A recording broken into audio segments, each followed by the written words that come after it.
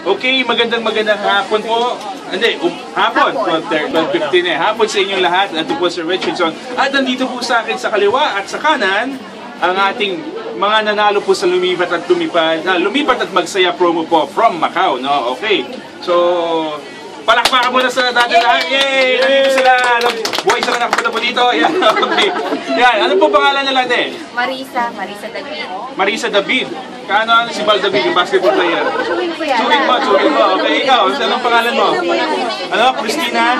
Hapon ba yun? Hapon ka ba? Hindi naman. Christina, taga saan sa Pilipinas? Pangasinan. Ganda ng buhok mo, haba-haba. Oo. So, ikaw tayo, taga saan ka? Pangasinan din. So, Panggalatok ba, Ilocano? Panggalatok. Ayan, okay. Ayan, okay mga. So, mga Panggalatok po nanonood ngayon. Hello sa inyo po. Mag-hello naman kayo. Ayan. Okay, din. So, paano tayo nanalo? Kayo yung nanalo, di ba? Ito yung bring mo yung friend mo, no? Paano ka nanalo? Nag-drop ka ba ng 50 o 5 yung ano? Yung 50. Dalawang 50.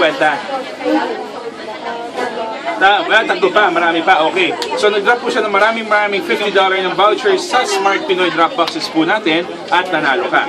Okay? So ngayon, pupunta po sila sa Disneyland. Pakita natin yung tickets. Yan yung Disney tickets natin sa kaibigan niya at nakatago na yun sa kanya pero nandyan yun. And syempre, sinagot rin po ng Smart Pinoy ating papunta po dito sa Hong Kong at syempre, pabalik po nila. Okay? Kami naging sugar daddy. Okay? So yan, congratulations po once again. Sana po mag-enjoy tayo sa Disneyland today. Hindi po makakasama pero pag sinama nyo, papakainin nyo lang ako. So wag na lang. Okay?